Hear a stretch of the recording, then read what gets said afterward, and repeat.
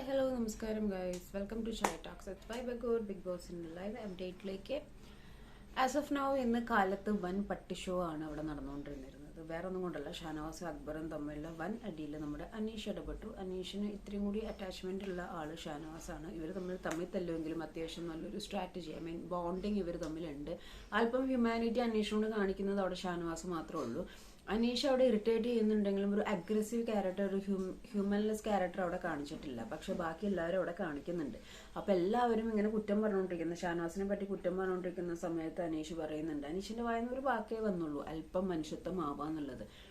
അപ്പോഴേക്കും അക്ബറും ആര്യൻ അടിക്കാനായിട്ട് കയ്യോങ്ങുന്നു.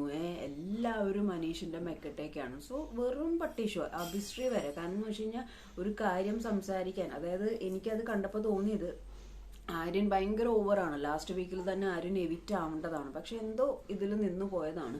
അപ്പൊ അടിക്കാനൊക്കെ അനീഷിനെ കയ്യോങ്ങാന്നൊക്കെ പറഞ്ഞിട്ടുണ്ടെങ്കിൽ പല പ്രാവശ്യവും ലാലേട്ടൻ വന്നിട്ട് ഓൺ ചെയ്തതാണ് ദേഷ്യം കൺട്രോൾ ചെയ്യുക, സമാധാനത്തിന്റെ രീതിയിൽ സംസാരിക്കുക എന്നുള്ള കാര്യങ്ങൾ. അപ്പൊ തല്ലാനൊക്കെ ഓങ്ങുമ്പം അവിടെ ഒരു സേഫ്റ്റി കുറവ് വേണമെങ്കിൽ അനീഷിൽ റേസ് ചെയ്യാം. ഞാൻ ചോദിക്കുന്ന ഒരു ഒറ്റ കാര്യമുള്ളൂ, ഇപ്പൊ ഇത് ഷാനവാസിനോടോ അക്ബറിനോടോ ആണെന്നുണ്ടെങ്കിൽ ഈ കയ്യോ അങ്ങാനും മെക്കെട്ടേറാനൊക്കെ ഇവര് നിൽക്കത്തില്ല. കാരണം എന്ന് വെച്ച് കഴിഞ്ഞാൽ അനീഷ് എന്ന് പറയുന്ന വ്യക്തി ജസ്റ്റ് ഇങ്ങനെ ഇറിറ്റേറ്റിംഗ് മാത്രമേ ഉള്ളൂ, ഒന്നും ചെയ്യാൻ പോണില്ല, ഒരെണ്ണം പൊട്ടിച്ചാലും കൊണ്ടു നിൽക്കും, അല്ലെങ്കിൽ മെക്കെട്ട് കയറാം എന്നുള്ളൊരു ഓവർ കോൺഫിഡൻസ് കൊണ്ടാണ് അപ്പാനെയൊക്കെ വളരെ മോശമായിട്ടാണ് അനീഷിന്റെ അടുത്ത് സംസാരിക്കുന്നത്. ഒരു പരിഗണന പോലും കൊടുക്കാതെ ഒരുമാതിരി ഇങ്ങനെ ഒരു ആട്ടി ഓടിക്കുന്ന രീതിയിൽ. ആര്യനും അതേ ഈ പറഞ്ഞ മാതിരി അടിക്കാനൊക്കെ കയ്യോങ്ങാൻ മാത്രം അവിടെ ഒന്നും സംഭവിച്ചിട്ടില്ല. കാരണം അവരമ്മിലെ വഴക്ക് എപ്പോഴാണെങ്കിലും പാച്ചപ്പായിട്ട് പോകും.